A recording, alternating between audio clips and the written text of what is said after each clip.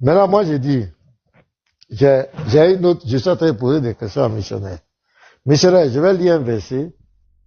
Sourate 5, verset 67. Sourate 5, verset 67. Qu'est-ce qui est écrit?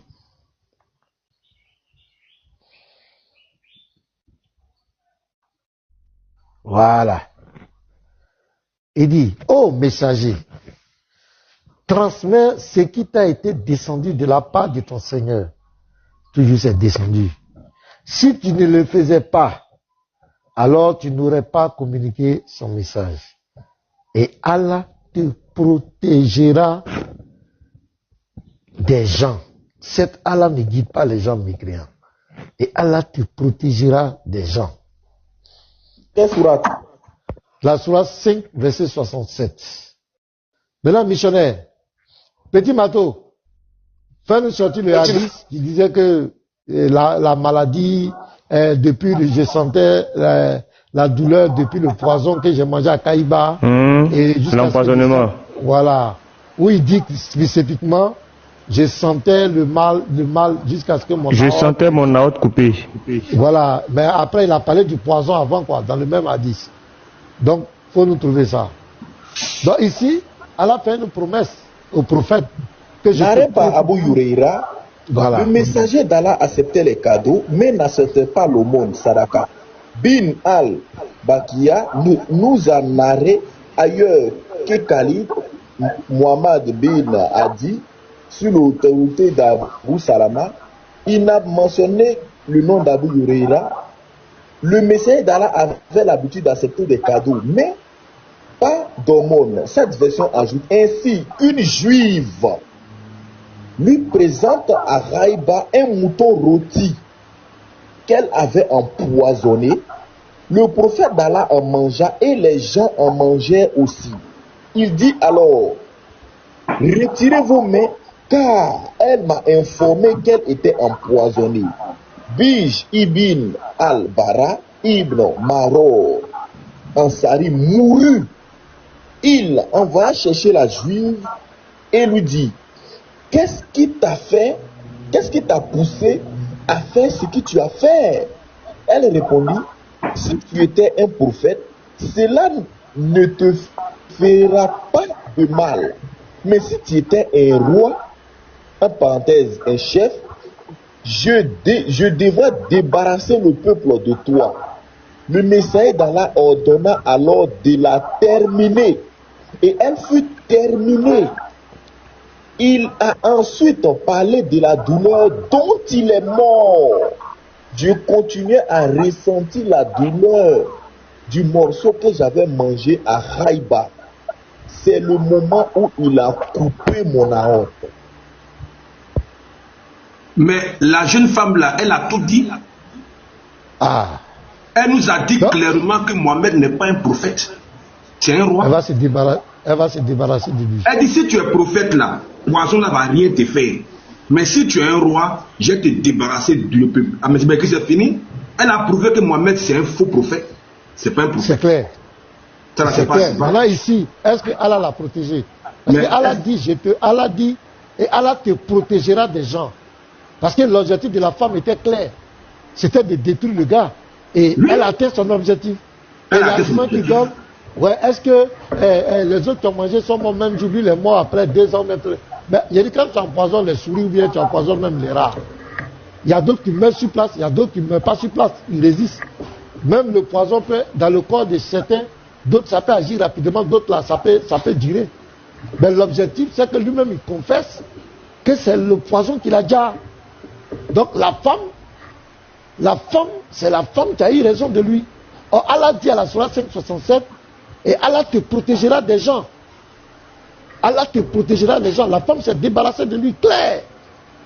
Sourate 567. Et le hadith dit clairement que la femme dit, je me débarrasse de toi. C'est la femme qui a décidé la fin de la mort du prophète. C'est pas Allah qui a décidé. À quel hadith? Homme de Dieu, à quel hadith? Bon, le verset, c'est la sourate 567. Andropov, dans le hadith. Abu Daoud 45, 12. Et puis, il y en a plein. Il y a aussi Sahih Muslim, livre 26, hadith numéro 5430. Il y a beaucoup d'hadiths. Hein. Le 45-12. Maintenant, une petite correction. Parce que maintenant, une petite correction. Andrew, attends, oui. Pardon. Lisez plutôt le 45-12.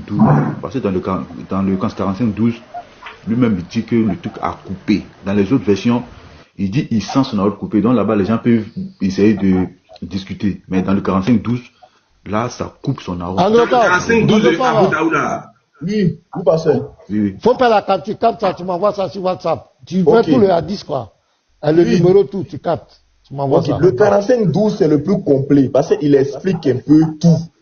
Le 45-12. Les autres hadiths, par exemple, disent que ça bouge. 45-12, là, c'est quoi? Le 45-12, là, c'est Boukarou, mais c'est musulman. Abu Daoud 45. Abu Daoud. Ok. Voilà. Donc vous prenez, vous ajoutez ça à la Sourate 567. Vous lisez d'abord la Sourate 567. Vous partez sur la base de la promesse d'Allah. Et puis maintenant, vous mettez le 45-12. Donc la femme a eu raison de lui. Allah l'a pas protégé. Ok. Maintenant, moi, parce que maintenant, d'abord, première explication. Missionnaire, première explication. Quand le frère il a parlé de, il y a l'impression que mon aorte est coupée, tout ça. Ou bien il y a d'autres qui disent que la viande m'a annoncé qu'elle est empoisonnée. Donc pour eux, c'est un vrai prophète. Non, c'est faux. Ça, c'est faux. Pourquoi? Parce que la viande n'a pas attendu d'abord. Normalement, la viande devait l'annoncer avant même qu'il mange. C'est lorsqu'il a mangé, il a fini de goûter et puis dit que la viande dit qu'elle est empoisonnée. C'est déjà rentré. Voilà. Alors, il y a une source qui dit que, la partie, puisqu'il aimait les gigots, il aimait les cuisses. Ouais. Donc, c'est à partir de là qu'elle a mis beaucoup de poison. Donc, il a senti, quand il a goûté, il a senti qu'il y avait le poison dedans. Premier point. Deuxième point, ils nous disent que. Sinon, Jean n'a pas parlé. C'est lui qui a eu l'impression. Parce que maintenant, deuxième point. Jean qui parle. Voilà. Deuxième point, ils disent que, comment on appelle ça? Mohamed devait mourir. Non. Mohamed n'avait pas avalé le morceau. Mohamed, quand il a goûté le poison là, il a craché le morceau. C'est pourquoi son palais était enflé. La bouche de Mohamed était enflée. Je peux faire sortir la source, sa bouche était enflée même. Et maintenant, pour finir, la femme juive, selon vous, pourquoi la femme juive a dit que si tu es prophète, ça ne va pas avoir d'effet sur toi? Parce que c'était déjà rentré. Voilà. Oui, parce que c'était déjà rentré. Le truc est rentré. Elle dit que si tu es prophète, ça ne va pas avoir effet sur toi. Et pourquoi? Parce que il y a une histoire dans la Bible. Attends, je vous donne le verset. L'histoire des coloquins sauvages. Deux choses. Du livre des rois. Voilà. 2 Rois chapitre 4, verset 39. Parce que maintenant, regarde le verset. 2 Rois chapitre 4, 1 Roi chapitre 4, le verset 29. Élisée revint de Gilgal et il y avait une famine dans le pays. Et comme les fils des prophètes étaient assis devant lui, il dit à son serviteur, 1 Roi chapitre 4, le verset 38, mon frère. Tu vois, vous allez voir pourquoi la femme juive a dit à Mohamed que si tu es prophète, ça ne va rien te faire. Parce que maintenant, regardez. Le Dieu de la Bible, c'est le véritable Dieu. Allah ne peut pas être Dieu, ce n'est pas possible même.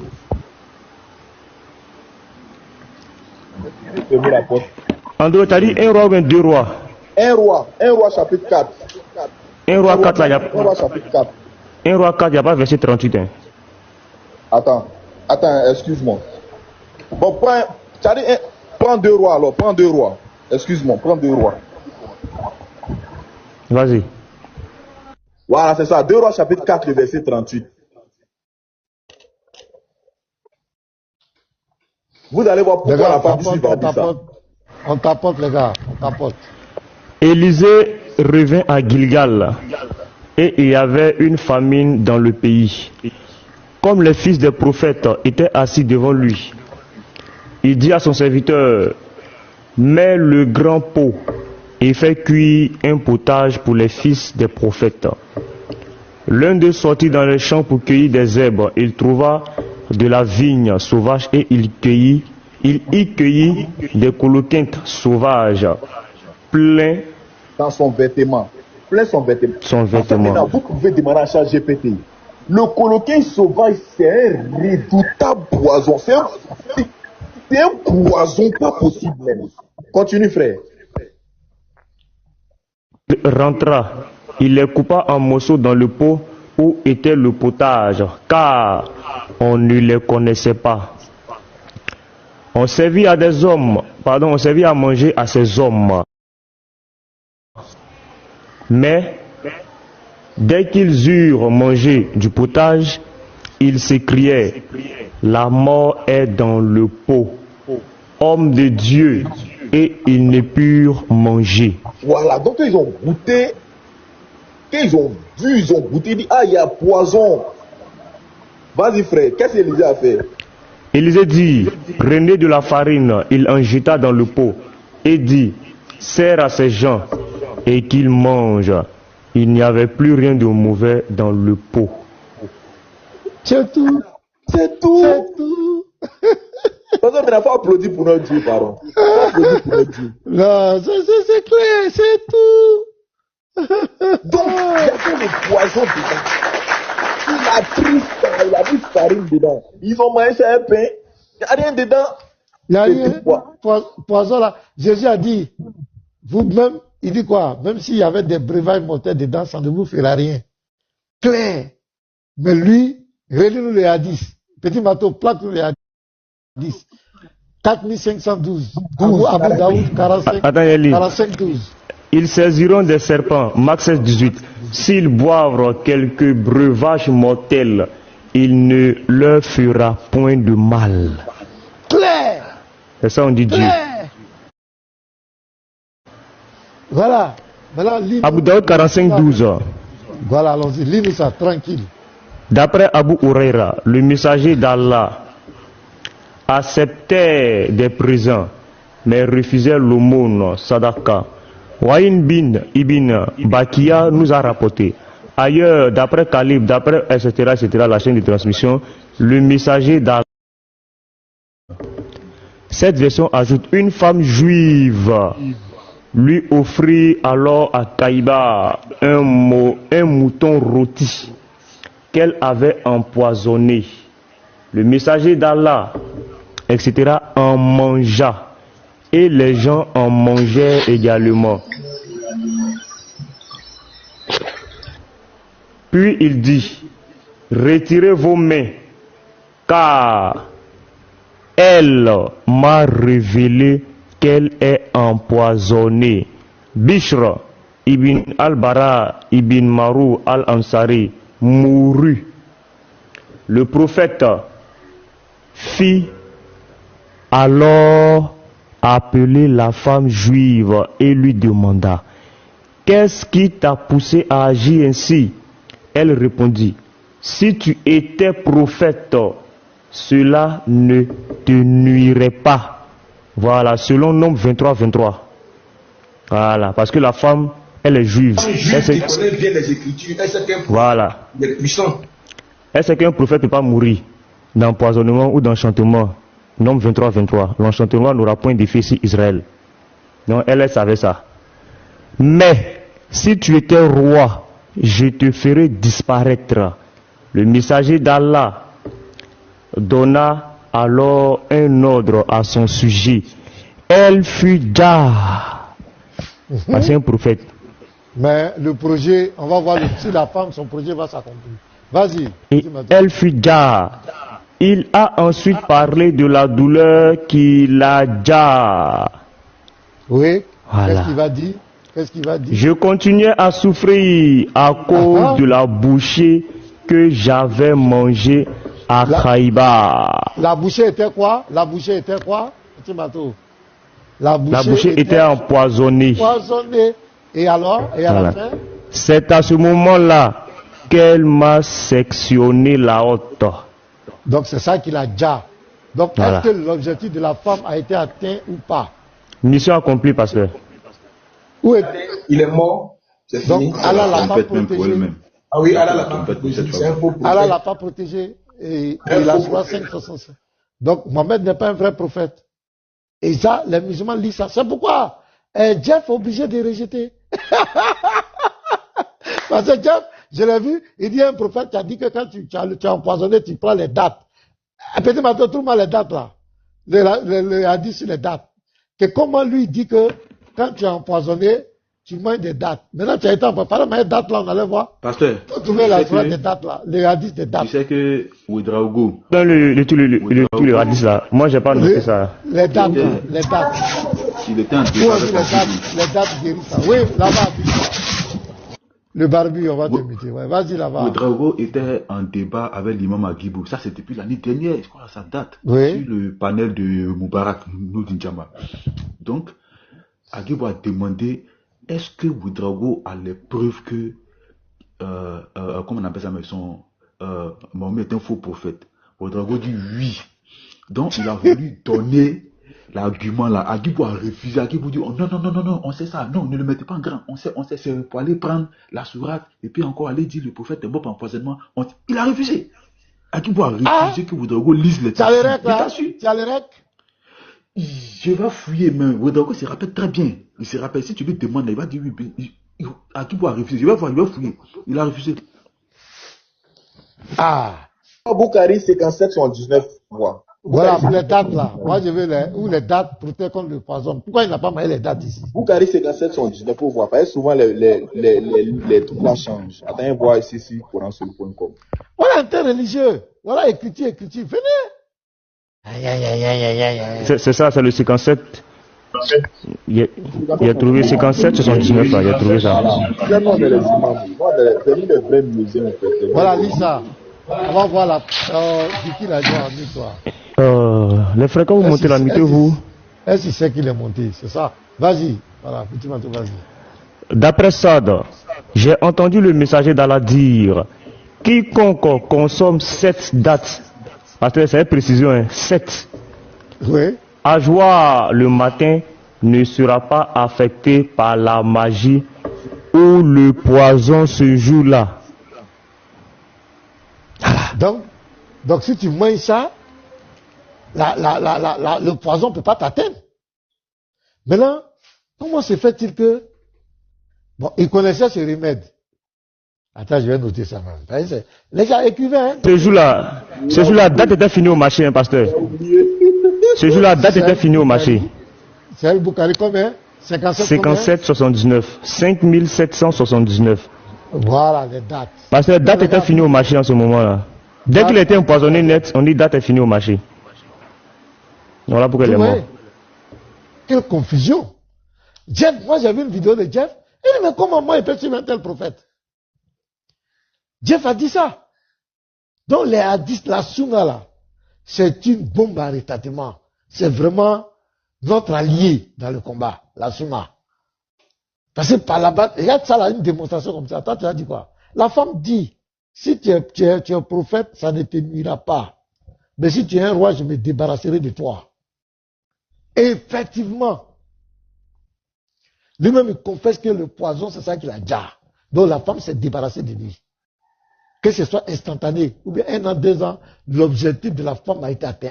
Elle s'est débarrassée de lui. Mais moi, mon problème, c'est le Dieu qui a fait la promesse. À la 65-67, je te protégerai des gens là. C'est ce Dieu-là, moi j'ai regardé, il n'a pas protégé son prophète. C'est clair. Allah te protégera des gens, sauf de la femme juive. Sauf de la femme juive. L'objectif a été atteint. Elle s'est débarrassée de lui. Clair. Dans un autre hadith, oui, pasteur. Ouais, Benjamin, vas-y. Je voudrais ajouter quelque chose par rapport au dit de la juive là. La juive, elle connaît ce qu'on appelle prophète. Dans l'ancienne alliance, on les appelait des voyants. C'est-à-dire, c'est quelqu'un qui peut voir dans l'avenir, qui prédit l'avenir et qui peut voir dans l'avenir. Donc, en tant que juive, elle connaît qu'un prophète a cette capacité-là. Donc, en apportant la viande empoisonnée à Mohammed, elle a bien précisé que si tu es un prophète, certainement tu vas savoir que ce repas que je t'apporte, tu es empoisonné. Mais si tu es un roi, je vais finir avec toi. Et effectivement, son plan, son épreuve a réussi parce que Mohammed a prouvé qu'il n'était pas un prophète. On va lire par exemple 2 Rois 6 à partir du verset 11. 2 Rois 6 à partir du verset 11. Le roi de Syrie en eut le cœur agité et appela ses serviteurs et leur dit: ne voulez-vous pas me déclarer lequel de nous est pour le roi d'Israël? Verset 12. L'un de ses serviteurs répondit: personne, ô roi, mon seigneur, mais Élisée, le prophète qui est en Israël, rapporte au roi d'Israël les paroles que tu prononces dans ta chambre à coucher. Voici un prophète. Son peuple en guerre contre la Syrie. Tous les plans que le roi de la Syrie met en place, Élisée a la connaissance de cela et déjoue tous les plans. Le roi est troublé, il dit, mais entre nous là, est-ce qu'il n'y a pas un traître qui va rapporter tous nos plans au roi d'Israël? Il y a un de ses serviteurs qui dit, non, roi, mon seigneur. Mais c'est le prophète Élisée qui est en Israël qui rapporte au roi ce que tu dis même dans ta chambre à coucher. Il a la révélation de ça. Un tel Élisée comme ça là, quelqu'un n'a qu'à empoisonner une nourriture, venir lui donner et puis il va manger. Il va te dire, hey, toi-même il faut goûter ce que tu as envoyé là d'abord avant que moi je mange. Mohammed était un imposteur. Il n'a rien de prophète. C'était un roi. Et la femme a démontré qu'il était un roi. Il n'y a rien de prophète. Et il est mort la haute, tranché par ce poison. On ne peut pas goûter quelque chose et puis sentir un goût amer. Et puis maintenant, on va dire non, la viande m'a parlé. Quelle viande qui t'a parlé? En tant que prophète, tu dois verser cette nourriture et puis menacer la femme pour dire ton projet machiavélique ne réussira pas parce que j'ai été informé. C'est pas quand tu as goûté, tu as senti que c'est un goût bizarre que tu as dit maintenant, la viande m'a parlé. Faux prophète. Voici ce que je voudrais ajouter. C'est clair. Le hadith est tellement clair. C'est le hadith le plus éloquent. On n'a même pas besoin d'interprétation. Le défi de la femme a été, elle a relevé le défi clair. Elle s'est débarrassée. Ce qu'elle voulait là, ça s'est accompli parfaitement sur le prophète de l'islam. Petit Mato, en 632, non? Oui. 632 de l'Égypte. Prends le nectar caché de 632. Pas 632, tu vas voir là-bas. Non, il n'est pas, je n'ai pas ça. Attends, je passe en PDF. Attends, moi j'ai le nectar caché ici. Page 632 du document. Hein. Document, hein? Ouais, c'est pas PDF. Prends PDF là, page 632 du document même. Mais le grand titre c'est quoi? Le grand titre c'est quoi? C'est les derniers jours du prophète. Parce que maintenant, il ne pouvait pas marcher. Parce que maintenant, ils ont bandé sa tête. Ah bon? Ils ont bandé sa tête, il ne peut pas marcher. Attends. La femme n'a pas la terre. Mais pour ceux qui ne le savent pas, pasteur, il était paralysé. Hein. Dans les derniers instants, il savait qu'il était paralysé. On le transportait. Il était devenu nerveux même. Bon, ici, il n'y a pas 632. 632 ici, il ne parle pas de sa mort. Oui, mettez-moi en grand. Attends. Mais il y a les grands titres, non? Tu dis les grands titres, là, c'est quoi? Oui, les grands titres, c'est 1 ou 2 jours avant le décès. 1 ou 2 jours avant le décès. Il faut que je trouve ça. C'est très important, Androupo. Très, très important. Voilà, il faut un grand. Merci beaucoup. 1 ou 2 jours. Là, je vais lire pour moi ici, où on explique comment il souffrait sa maladie. Voilà, parce que maintenant, voilà ça ici. 632, pas du document. Et un jour avant le décès, 1 ou 2 jours avant le décès. Donc, le grand titre, c'est quoi? Attends, le grand titre, attends, je vais monter ici. Faut mettre le grand titre, on va voir. Là, au moins, je serai. Le décès du prophète. Voilà ça ici. Le décès du prophète. Le décès du prophète, d'accord. Voilà. Donc, il va descendre, il va voir. Voilà. Au 8e jour, ou le décès au 29e jour du mois de Safar, de l'Égypte, lundi, le messager d'Allah assista à l'enterrement d'Al-Bakia. Alors qu'il s'en revenait, il eut des maux de tête accompagnés de forte chaleur, dont on voyait les effets du bandeau qu'il portait sur la tête. Malade depuis 11 jours, il ne cessait pourtant de diriger la prière. Au total, la maladie aura duré 13 ou 14 jours. La dernière semaine, la maladie devient plus intense. Le prophète s'est mis à interroger au sujet de ces femmes à cet égard. Il disait, où dois-je aller demain?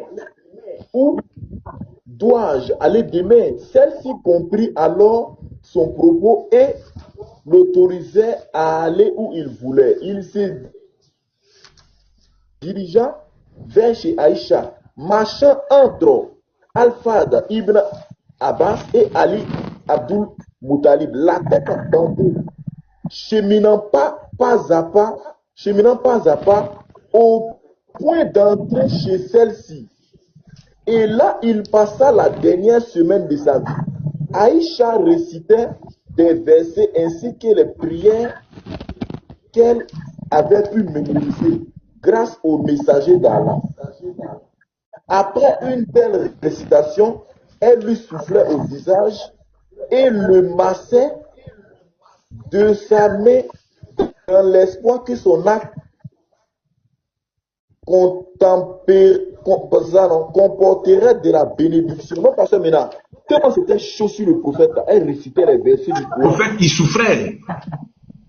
Oui, le pauvre, il souffrait amèrement. Andrew, faut lire la partie où on dit l'agonie là. C'est l'agonie là même, ils vont bien parler même de. L'agonie, ça c'est quelle page? Bon, attends, je vais lire, c'est juste en bas. Ou bien vas-y, juste à la page 634. 634. Eh, ça pourrait être pitié, hein? On va parler de ça là-bas. Tu vas t'en du PDF, non? Ouais. Très bien, merci. 634. Ouais, voilà ça. L'agonie, merci. L'agonie commença. Aïcha l'appuya sur elle tout en disant, il est des faveurs qu'Allah m'a accordé. Le fait que le messager d'Allah meure chez moi. Vraiment, quelqu'un de mourir chez toi, tu dis que c'est une faveur d'Allah. Qu'Allah m'a accordé. Le fait que le messager d'Allah meure chez moi, appuyé contre ma poitrine, et qu'au moment de sa mort, tu unisses ma salive à la sienne. À ce moment précis, entra Abdurrahman bin Abi Bakr, tenant dans sa main un cure-dent, alors qu'Aïcha tenait le prophète appuyé contre elle. À cet égard, elle dit, je vis le prophète regarder Abdurrahman et su qu'il voulait le cure-dent. C'est-à-dire qu'il voulait le cure-dent, mais il ne pouvait pas parler. Tellement il souffrait. Faut regarder ce qui va se passer, frère. Lis. Alors, je lui dis, je te donne. Il opina de la tête. Ensuite, je le lui donnai. Il le tint fortement. Après, je lui dis, veux-tu que je te le ramollisse? Il opina la tête. C'est-à-dire, il a fait oui à la tête. De la tête. Alors, je ramollis le cure-dent. Après quoi, il le réclama. Un certain rapport précise que le prophète s'est bel et bien curé les dents, alors que devant lui se trouvait une cafetière contenant de l'eau. Cure-dent qui est dans la bouche de quelqu'un. Aïcha prend, elle met dans sa bouche, elle broie, elle prend, elle met dans sa bouche. Ouais. Parce que lui-même, il n'avait pas de force de broyer. Vas-y, frère. Alors que devant lui se trouvait une cafetière contenant de l'eau, il s'est mis à introduire ses mains pour ensuite les passer sur son visage en disant, là, cette la mort comporte un état comateux. Et dès qu'il eut fini de se curer les dents, il leva sa main ou son doigt. Et du même coup, son regard s'était tourné vers le plafond. Ses lèvres bougèrent. Alors Aïcha lui prêta l'oreille et l'entendit dire, avec ceux à qui tu as accordé tes faveurs parmi les prophètes, les véridiques, les martyrs.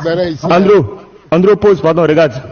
La partie qu'Andropov est en train de lire là, pasteur, la partie que Andropov va lire là, ça montre qu'il n'y a aucun musulman qui peut dire que si lui meurt, il va au paradis. Lis ce que le prophète va demander à Allah.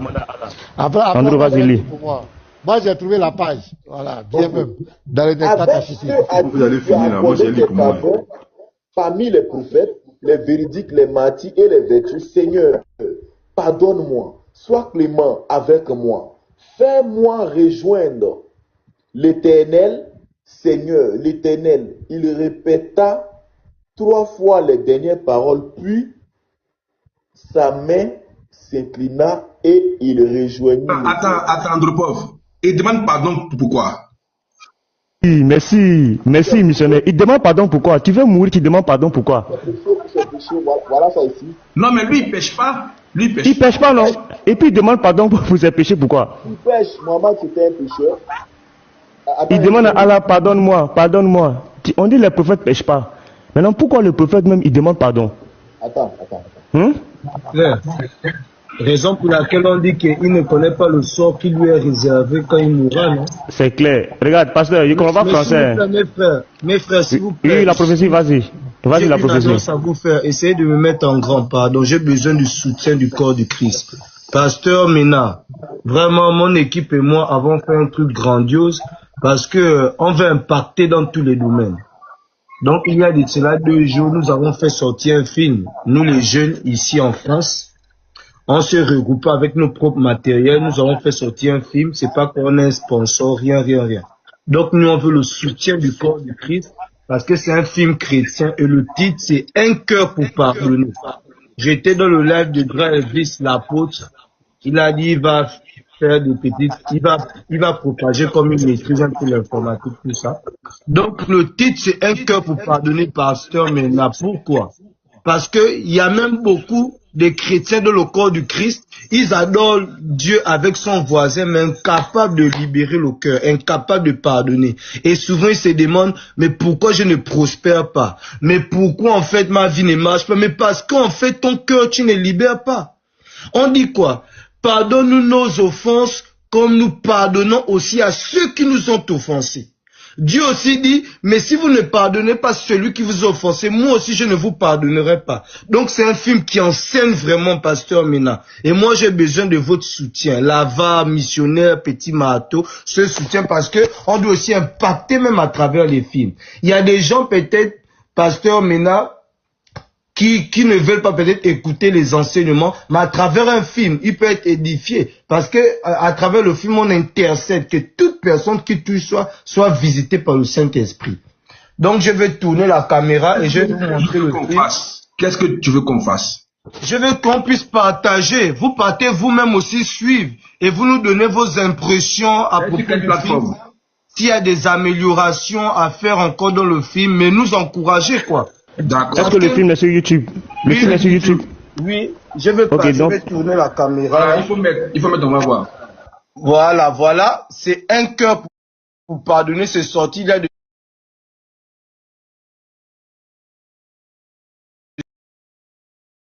Je vais cliquer, écouter un peu. Mais vous allez me voir aussi en mode acteur, il ne faut pas trop rigoler. Hein. Donc, pasteur Mena, regarde, je vais un peu avancer le film. Regardez comment c'est un film très édifiant. C'est Un cœur pourquoi? Un cœur pour pardonner. Ok. C'est ça le titre. Merci, effectivement, c'est ça mon frère. Donc soutenons-nous, la force c'est dans le partage.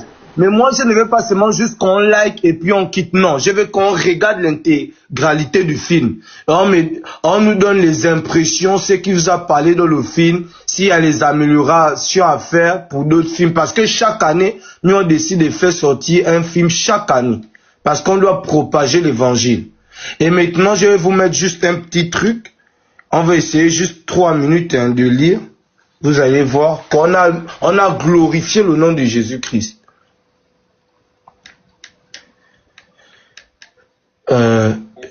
Voilà, ok, c'est bon. Je compte vraiment tout arrêter. Attendez, je tourne. Je suis vraiment désolé. Mais écoute, c'est la vie. Et les médias et la justice m'ont perdu. Tu vois que j'avais raison de créer mon empire. Tu sais, il y a longtemps, je voulais te dire ceci. Je compte vraiment tout arrêter. Tu sais pourquoi je compte tout arrêter? Parce qu'il y a un temps pour tout dans la vie. Et le temps de l'ignorance s'arrête maintenant. J'ai longtemps cherché les satisfactions de moi-même. J'ai longtemps cherché le regard des gens, la gloire, le succès, le respect. Mais mon frère Daniel, tout ça n'est que vanité.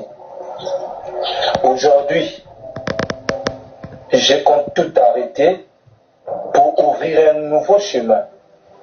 Et ton passé, tu l'as oublié? Raison pour laquelle je te parle maintenant.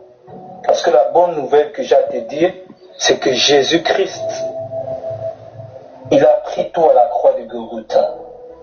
Mes péchés anciens, mes péchés présents et à venir. Donc il n'y aura plus de condamnation et il n'y a plus de condamnation pour tous ceux qui sont en Jésus-Christ. Et je t'invite vraiment à suivre ce chemin qui est Jésus-Christ. À quoi te sert de perdre ton âme et de perdre tout cet empire que tu as eu du mal à mettre en place?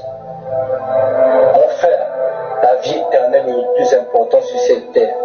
Et la vie éternelle, c'est d'avoir Jésus-Christ. Car c'est lui le chemin, la vérité, la vie.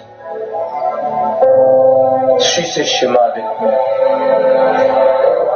Et tu verras ce qu'il fera pour toi.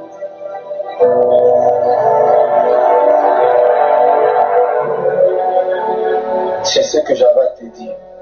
Mais mon frère, Jésus-Christ frappe à la porte de ton cœur. Prends conscience. Pense-y.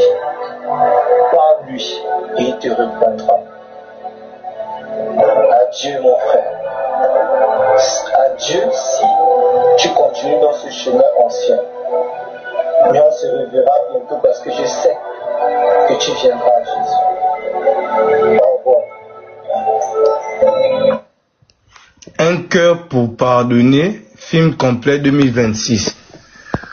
Vous avez vu, c'est pour glorifier le nom de Jésus-Christ que nous avons fait ce film. Parce qu'on veut impacter aussi dans tous les domaines. C'est comme le pasteur Ménard. C'est toi qui parlais là? Oui, non, c'est moi. Là j'étais pas trop beau là-bas. Et puis, d'accord, sois béni, frère. Voilà, donc, encourageons-nous les frères. Encourageons-nous. C'est correct. Mais Alassane, au lieu de dire c'est foutaise, tout ça, tu peux monter, faut monter ici, on va voir. Et Alassane, faut aller d'abord sur tout d'abord, et tu vas voir si c'est foutaise. Donc vraiment, entre pauvres, encourageons-nous. Vous regardez vous-même le film Pasteur Ménard. Même toi-même, regarde jusqu'à la fin.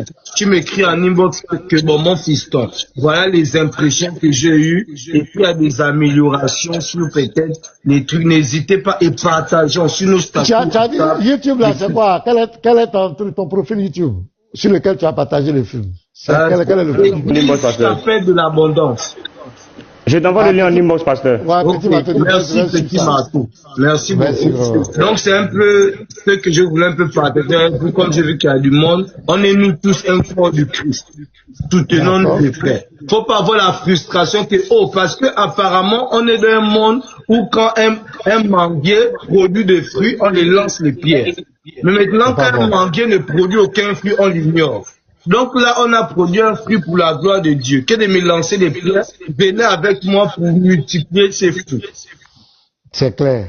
Donc, et aussi, pasteur, maintenant, si je ne sais pas si tu me permets, parce que j'ai un petit verset à donner là, dans les derniers temps dans lesquels nous sommes. Que Dieu vous bénisse, petit Martin, Ava, pasteur, maintenant, pour que vous demeurez constamment dans ce pourquoi Dieu vous a missionné. Amen, amen. Du coup, voilà ce verset que je vais vite lire avec vous, le corps du Christ. Dans ces derniers temps, l'attitude que Dieu va avoir, Dieu aimerait que nous puissions manifester dans ces derniers temps. Mais Elvis est jaloux. Comment t'es jaloux? Faut pas les écouter. 1 Timothée 4, verset 1 nous dit, mais l'Esprit dit expressément que dans les derniers temps, quelques-uns abandonneront la foi pour s'attacher à des esprits séducteurs et à des doctrines de démons, par l'hypocrisie de faux docteurs portant la marque de la flétrissure dans leur propre conscience. Donc voilà, le Saint-Esprit nous révèle que dans ces derniers temps, beaucoup de chrétiens abandonneront la foi. Raison pour laquelle Jésus-Christ dit, mais quand je reviendrai, trouverai-je la foi? Maintenant, quelle est l'attitude qu'on doit avoir pour que notre foi demeure ferme, peu importe les vents et les tempêtes? Je vais lire au verset 11 de 1 Timothée 4. Déclare ces choses et enseigne-les, pasteur Ménard. Déclare ces choses et enseigne les petits marteaux. Déclare ces choses et enseigne les lavas, missionnaires. Déclarez ces choses et enseigne-les. Que personne ne méprise ta jeunesse. Moi je suis jeune, j'ai 27 ans. Mais Jésus me dit que personne ne méprise ta jeunesse. Mais sois un modèle pour les fidèles. En parole, en conduite, en foi, en charité, en pureté. On comprend que numéro 1, dans ces derniers temps, Dieu veut que nous puissions être des modèles. C'est bien beau de parler de Dieu, mais est-ce que toi-même tu appliques ce que tu prêches aux gens? Donc soyons des modèles en parole. Soyons des modèles dans notre conduite. On n'a pas écrit le discours des apôtres, et pourtant les apôtres n'ont fait que parler. On n'a pas écrit le discours des apôtres, mais on a écrit les actes des apôtres. Parce que ce que les apôtres disaient était en accord avec ce qu'ils faisaient. Donc, soyons des modèles en parole, parce que la vie et la mort sont au pouvoir de la langue. Est-ce que c'est la négativité qui sort de ta bouche ou est-ce que c'est la positivité qui sort de ta bouche? Est-ce que c'est la vie que tu transmets ou est-ce que c'est la mort que tu transmets? Parce qu'au commencement était la parole. Donc, soyons des modèles en parole, soyons des modèles en conduite. Pasteur, maintenant, moi je pense qu'on peut atteindre une dimension où même nos actions évangélisent. On peut atteindre une dimension où même notre présence impacte. On peut atteindre une dimension où même notre silence impacte. On peut atteindre une dimension où même notre caractère évangélise. À travers les fruits de l'esprit qu'on manifeste. Sois un modèle de foi. Est-ce que tu te bases sur ce que tu vois ou tu te bases sur ce que Dieu dit? Parce que la réalité, c'est ce que tu subis. La réalité, c'est ce que tu vois avec tes yeux physiques. Mais la réalité n'est pas la vérité. Parce que la vérité, c'est ce que Dieu dit. Peu importe ce que Job a subi, il ne s'est pas basé sur sa réalité, mais il s'est basé sur la vérité que Dieu a dit. Raison pour laquelle que ce livre ne s'éloigne pas de ta bouche, parce qu'on doit atteindre une dimension où la parole de Dieu est écrite dans la table de notre cœur. Donc soyons des modèles en foi. Est-ce que tu marches par la vue ou tu marches par la foi? Hébreu va te dire que c'est par la foi que Abraham a quitté ses parents. C'est par la foi que tel a fait. C'est par la foi. Donc arrêtons de nous baser sur ce que nous subissons. Mais basons-nous sur ce que Dieu dit. Pourquoi j'ai écrit la prophétie? Parce que même si la prophétie tarde, attends-la. Attends-la car elle s'accomplira certainement. Arrêtons de nous plaindre. Arrêtons de chercher à rendre grâce à Dieu. Tu as demandé la voiture, c'est quand Dieu te donne la voiture que tu dis « Ah merci Seigneur ». Non, rends grâce à Dieu avant même d'avoir reçu ce pourquoi tu pries. C'est ça, agir par la foi. Parce que la foi amène à l'existence ce qui n'existe pas. Maintenant, par la foi, rends déjà grâce à Dieu pour ce que tu vois par la foi. Et non pour ce que tu vois par les yeux. Parce que si un païen, pour dire merci à quelqu'un qui reçoit un cadeau. Mais toi, chrétien, pourquoi tu attends recevoir d'abord de Dieu pour le rendre grâce? Mais rends-le déjà grâce avant même de recevoir. Là, tu actives ta foi. Et ta foi va parler pour toi. Laisse ta foi te dévancer. Maintenant, le verset intéressant. Pasteur, maintenant, c'est là d'où je décrète et déclare que Dieu bénit votre vie. Parce que voilà le verset que vous appliquez qui est très intéressant. Au verset 13, vu qu'on est d'accord qu'on attend l'enlèvement, ou bien, pasteur, maintenant, la seule chose qu'on attend, c'est l'enlèvement, non? Parce que qu'est-ce qu'on n'a pas vu? Dans les églises, déjà, on bénit les homos, etc. On a déjà vu. Les bruits des guerres, les guerres, on a déjà vu. Donc, regarde ce qu'on nous dit. Au verset 13, de 1 Timothée 4, la famille. Jusqu'à ce que je vienne, voilà Jésus qui parle. On attend l'enlèvement, il te dit ceci. Jusqu'à ce que je vienne, applique-toi à la lecture. Que ce livre ne s'éloigne pas de ta bouche, médite la jour et nuit. Applique-toi à la lecture. Jusqu'à ce que je vienne, applique-toi à la lecture, à l'exhortation, où 1, 2, 3 est réuni à mon nom, je suis présent, à l'enseignement. Donc Jésus veut qu'en attendant sa venue, nous nous appliquons à la lecture, à l'exhortation et à l'enseignement. Ne néglige pas le don qui est en toi et qui t'a été donné par prophétie avec l'imposition des mains dans l'assemblée des anciens. Au verset 15, on nous dit encore, occupe-toi de ces choses, donne-toi tout entier à elles. Les gens vont se poser que, oh, tout le temps, pasteur, maintenant, il est là, il fait les lives, quand il ne travaille pas, oh, tout le temps, petit marteau, ils font les lives, mais qu'est-ce qui se passe avec eux? Non, parce que Jésus dit, occupe-toi de ces choses et donne-toi tout entier à elles, pas à moitié, entièrement. À la lecture, à l'exhortation et à l'enseignement, dans un but précis, afin que tes progrès soient évidents pour tous. Pasteur Mena, quand moi j'étais au Gabon, les gens aimaient dire Dieu m'a dit, Dieu m'a dit, Dieu m'a dit. Moi j'étais stupéfait que, oh, le créateur de toutes choses là vous a dit. Ah, il faut qu'il me dise aussi. Parce que moi je ne vais pas me tromper. Peut-être moi j'ai pensé, je vais dire Dieu m'a dit alors que c'est ma pensée. Est-ce que vous voyez donc les choses de Dieu là, pardon, je vais être sûr que c'est vraiment lui qui m'a dit. Je ne sais pas ce qui m'a boosté là, j'avais prié de 22h à 6h sans m'arrêter. J'étais seul. Bon, j'avais le soutien aussi par, tu sais qu'avant il y avait les petits téléphones là où il y a peut-être les radios chrétiennes des prières continuelles là qui ne s'arrêtent jamais là. Donc du coup, peut-être quand je n'avais pas les mots, je continuais avec ça. Mais je priais jusqu'à 6h, pasteur Mina. J'ai tellement une joie qui déborde de mon cœur parce que Dieu nous dit soyez toujours joyeux. J'avais besoin de faire du bien à quelqu'un. Donc j'étais allé 6h parce qu'en Afrique, il y a les pompes publiques où les gens font la queue pour puiser de l'eau. J'étais allé aider un papa comme ça avec ses bidons. Je l'ai aidé, je l'ai amené. Peut-être que papa avait besoin d'aide. Je suis venu, il m'a peut-être vu comme un ange, je ne sais pas. Donc il me dit, que les écluses de Dieu s'ouvrent sur ta vie. Il m'a dit ça vraiment avec tout son cœur. Mais tu connais, c'est une belle parole. Quand quelqu'un n'a pas l'argent, je te donne une parole de bénédiction. Que les écluses de Dieu s'ouvrent sur ta vie. Moi, j'ai dit amen, amen, amen. Je continue ma journée, pasteur Mina. Ma tête s'ouvre. C'est comme si on a un voile qui fait qu'on ne prend même pas conscience que ce que Dieu a créé est bon. Ça veut dire qu'on dit que tout ce que Dieu a créé, il a trouvé que c'était bon. Donc c'est comme s'il y avait un voile qui est tombé. J'ai pris conscience que waouh, la splendeur du ciel. Oh, mais quelle intelligence. Comment Dieu peut créer ce ciel? Je regarde la création. C'est comme si c'était ma première fois de voir la nature, quoi. J'étais émerveillé que waouh. Quelle intelligence. Pasteur, maintenant n'oublie pas le but de ma prière. Hein. Le but de ma prière, c'est que Dieu me parle. Le discernement des esprits vient. Moi, je pensais que Dieu devait me parler en mode audiblement, qu'il a parlé à Abraham, Moïse, à cause des films chrétiens qu'on aime voir là. Donc, je me fiais dans un film, comme il devait me parler. Je pensais qu'il devait me dire, la prophétie, je t'aime. Le truc comme ça audiblement, que je lui ai dit, oh, ça c'est qui me parle là.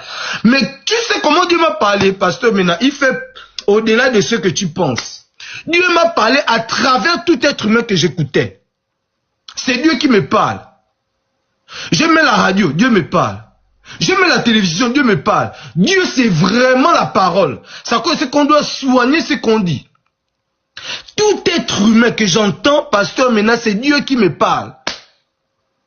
Je ne pouvais même plus prier, vu que je suis en communion tout le temps avec Dieu. Il me parle à chaque instant. J'aurai le temps encore de prier pour lui dire, vu qu'on a une relation intense de moi tout le temps. Adam n'avait pas besoin de prier parce qu'il était en relation à proximité avec Dieu. Donc, tout le temps, on te dit que Dieu me parlait. On peut atteindre une dimension où tu ne pries plus Dieu, mais tu deviens la prière. On peut atteindre une dimension où tu n'adores plus Dieu, mais tu deviens l'adoration. Ça cause c'est qu'on peut atteindre une dimension où Dieu exauce même nos soupirs inexprimables. Même quand tu penses, c'est déjà une prière, Dieu t'exauce. Et pasteur Mena, il ne s'est pas arrêté là. Dieu, il t'équipe. Tout être humain qui me voit tremble pour me saluer. Papa au petit, au bandit, au comment, tout être humain qui me voit tremble. Un imam, on se croise chez le boutiquier. Un imam, hein, il me voit, il s'agenouille. Oh, salut, bonjour. Je suis tellement gêné parce qu'on me donne trop de respect quand même. C'est vrai d'être respectueux, mais c'est trop. C'est comme s'ils ont vu un président de la République. Je pense que si même j'avais croisé le président, les gens devaient être choqués. Mais comment le président tremble devant un inconnu comme ça, là? Mais je n'avais pas compris, en fait, que c'est l'esprit qui était peut-être derrière moi qui est plus grand que le monde. Donc, du coup, je continue vite. Quand on nous dit occupe-toi de ces choses, donne-toi tout entier à elles afin que tes progrès soient évidents pour tous. Maintenant, voilà le conseil de nous tous qui propageons l'évangile. On nous dit ceci. Veille sur toi-même. Et sur ton enseignement, pasteur Mena. Veille sur toi-même et sur ton enseignement, petit marteau. Veille sur toi-même et sur ton enseignement, André pauvre. Veillez sur nous-mêmes et sur nos enseignements, car... Veille sur toi-même et sur ton enseignement, persévère dans ces choses. Car, en agissant ainsi, tu te sauveras toi-même. Et tu sauveras ceux qui t'écoutent. My God. Donc, Dieu nous a donné la capacité même de sauver ceux qui nous écoutent. Ça cause c'est que la vie et la mort sont au pouvoir de la langue. Donc, si tu ne veilles pas sur tes enseignements, donc si tu ne veilles pas sur toi-même, tu peux perdre ceux qui t'écoutent. Et comme tu peux aussi sauver ceux qui t'écoutent. Donc, veillons vraiment sur nous-mêmes. Bon, maintenant, le fait que me dit de chuter, les gens, ah bon, soyons bénis. Donc, c'est un peu ce que je voulais partager avec vous. Donc, soutenons-nous. Le film, c'est un cœur pour pardonner. Un cœur pour pardonner. Beaucoup de chrétiens ont les blessures intérieures, mais ils adorent le Seigneur. Mais Dieu regarde à ton cœur. Il dit, eh, ma fille n'a encore rien compris. Elle ne sait pas que si elle pardonne un peu, celui-là, qui l'énerve là, elle est libérée en fait. Oh Seigneur, pardonne-moi, j'ai encore péché, je suis encore tombé. Non, Dieu veut que tu pardonnes d'abord celui qui t'offense. Celui qui t'a pardonné à la croix. C'est déjà fait, tout est accompli. Mais pour que ça se manifeste dans ta vie, libère ton cœur. Parce que Dieu, c'est un Dieu juste. Il ne peut pas concevoir que tu veux qu'il te pardonne, mais tu es incapable d'abord de pardonner celui que tu vois, ton proche. C'est quoi? C'est au paradis là-bas que tu vas aller dire, ah mon frère, ça me dit, alors que sur la terre, tu ne lui disais pas bonjour, chacun passait sa route, mais vous êtes des chrétiens. Arrêtons l'hypocrisie. Jésus, véritable Dieu, Esther.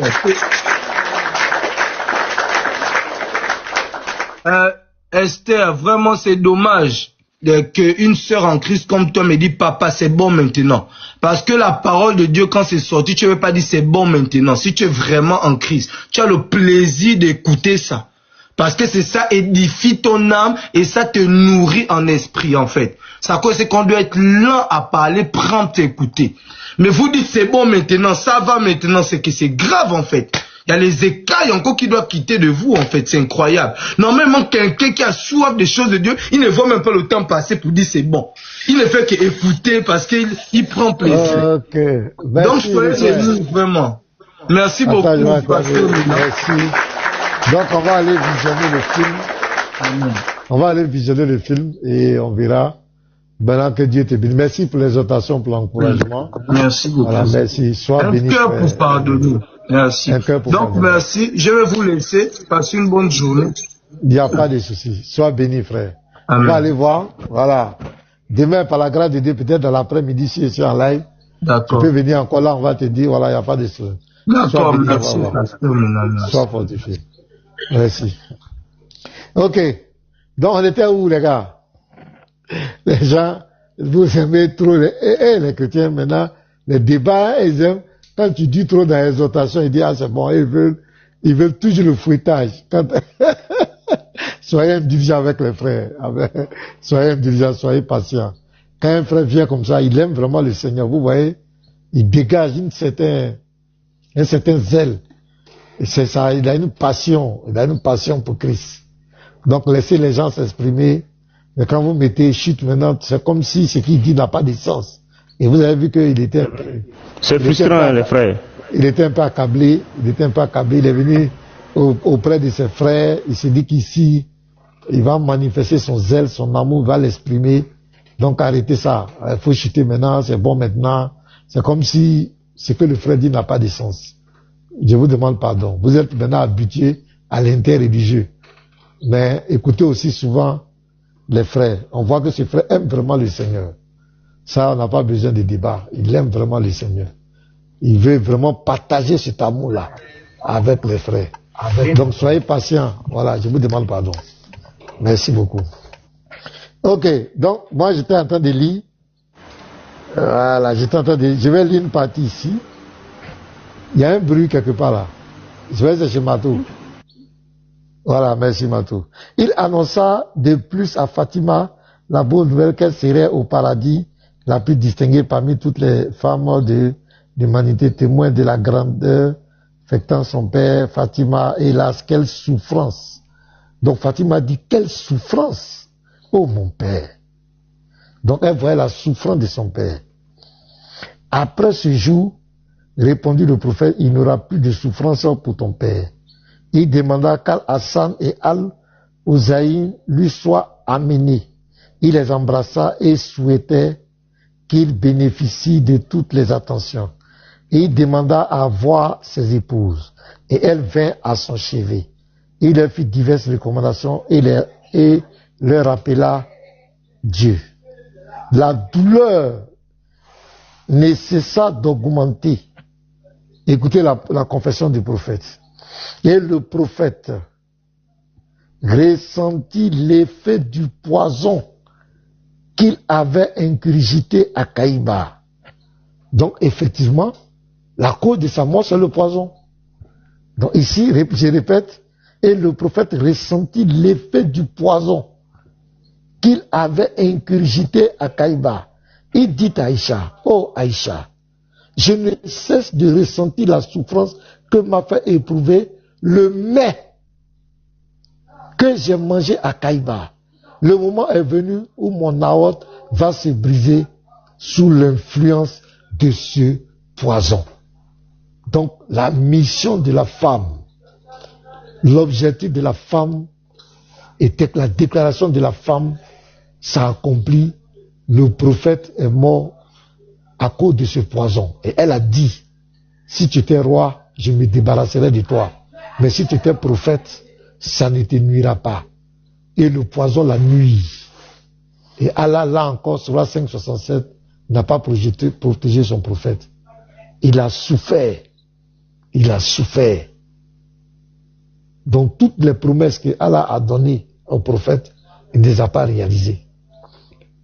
Donc, est-ce que c'est le paradis qu'il va lui donner? Il lui a dit la protection sur la terre. Le diable ne pourra pas avoir d'effet sur lui. Il a été ensorcelé. Il a été pris sous contrôle du diable. Il a même récité des versets à l'honneur de d'autres divinités. Voilà le pauvre encore. Allah dit, je te protège contre les gens. Et la femme s'est débarrassée de lui. Et cette femme, c'était par vengeance. Parce qu'il y a certains hadiths où elle dit clairement, tu as tué mon père, tu as tué ma mère, mon mari, tu as détruit mon peuple, c'est pourquoi je me venge de toi. Et si tu es roi, je me débarrasse de toi. Mais si tu es prophète, tu vas suivre. Le poison ne te nuira pas. Et il est mort empoisonné. Donc voici la partie que moi je voulais dire. Petit Matou, vas-y. C'est clair. Donc, il ne peut pas être un vrai prophète de l'Éternel parce que les choses sont claires. Les versets sont clairs. Donc, ceux qui ont le livre, à partir de la page 720. Voilà, ceux qui ont le livre physique, c'est à partir de la page 720. Voilà, le nectar cacheté. Ceux qui ont le livre physique, vous voyez, non? Attends, je vais mettre en grand. Ouais, cet exemplaire.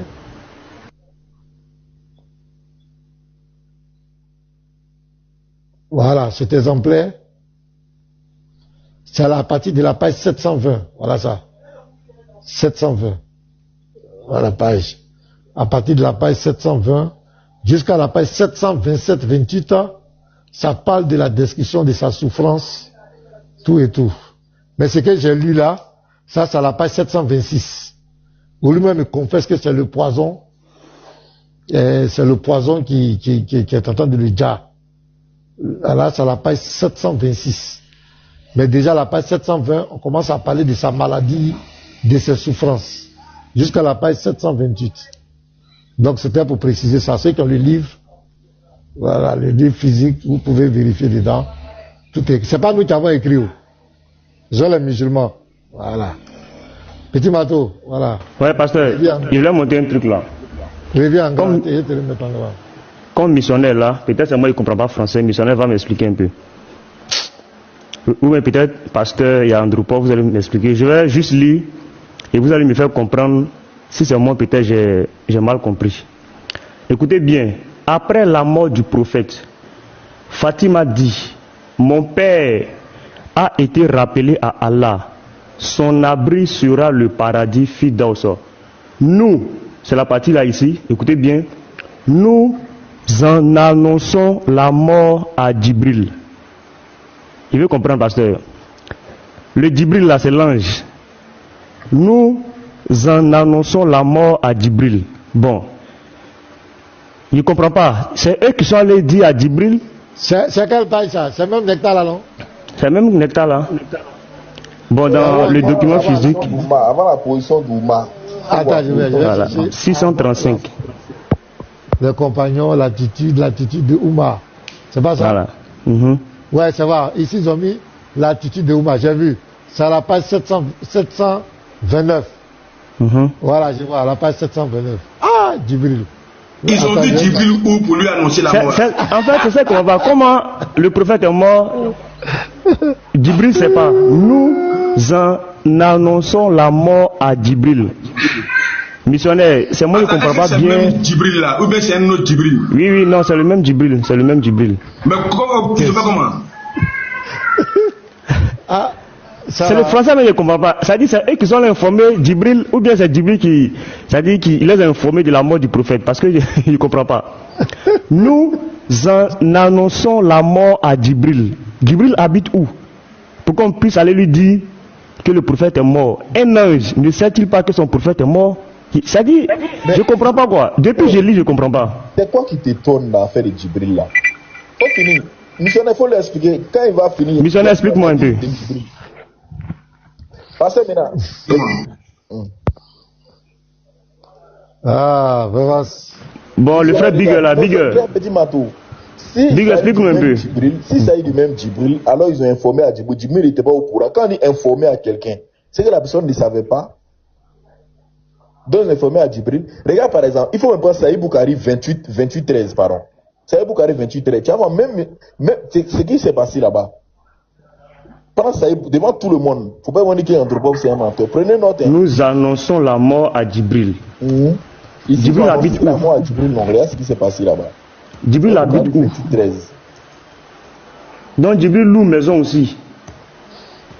Ou bien Djibril habite à la Kaba. Pas, je ne comprends pas. Oh, c'est terrible. Hein?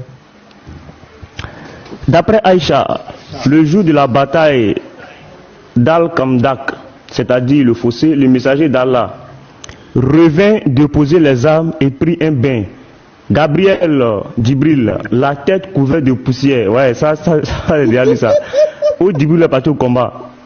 Un ange qui revient la tête pleine de poussière, pasteur. Gabriel, la tête couverte de poussière, vint alors à lui et dit, tu as déposé les armes. Par Allah, je ne les ai pas encore déposées. Le messager d'Allah demanda, où aller maintenant? Djibril répondit, par ici, en désignant la tribu des Banu Kouraïza. Le messager d'Allah partit donc avec eux.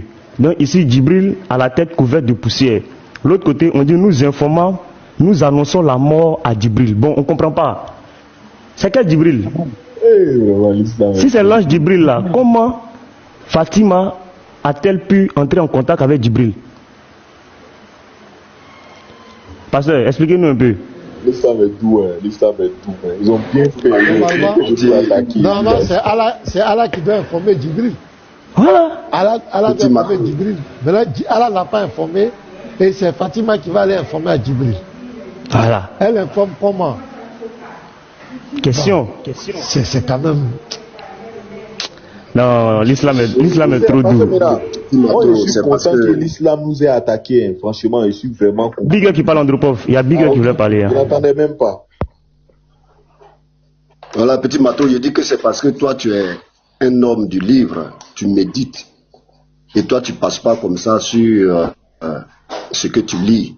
Tu es lettré, pas un illettré. Les musulmans lisent ça, ils passent dessus. Voilà, mais ça, c'est une question. Moi aussi, je suis musulman, je tombe sur un tel truc comme ça, j'abandonne l'islam. Hein.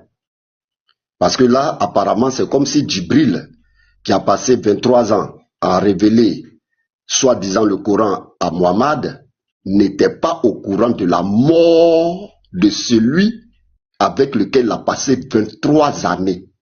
C'est incroyable. On peut se poser ces questions. Est-ce véritablement Djibril qui révélait alors le Coran? Ou bien Djibril a été pris comme appât pour que Mohammed révèle lui-même son Coran? Et ce n'est pas dans n'importe quel livre que ça a été révélé. C'est dans le Nectar cacheté qui a reçu prix Nobel. Donc, c'est la vérité qui est là. Djibril n'était pas au courant. Or, dans le Coran, on dit Djibril est qui? Djibril est le Saint-Esprit. Nous connaissons ce que c'est que le Saint-Esprit. Le Saint-Esprit, c'est l'Esprit de Dieu qui est au courant de toutes choses, qui est omniscient. Donc, voici toutes ces marmailles, voici toutes ces faussetés qui se trouvent dans l'islam. Et quand on leur dénonce, on dit non, on insulte, on insulte. Qui insulte qui? Nous lisons les sources. Ce sont les sources qu'on lit. Aucun chrétien ne sort quelque chose de sa bouche concernant l'islam. On connaît l'islam, on connaît les vrais musulmans. Tu vas pas venir t'amuser avec leur religion comme ça. Non, on les connaît. Donc ce qui sort, c'est sourcé, c'est écrit. Donc ça c'est étonnant. De l'autre côté, ce que Andropov a pris, l'a dite, voilà un Djibril qui est coiffé de turban. Djibril devient un guerrier, un soldat. Incroyable. Djibril était un ange messager, pas un guerrier, pas un soldat. Et puis le couvert de poussière. Bon, il a marché sur la terre ici, là, quoi. Oui. Il a l'air.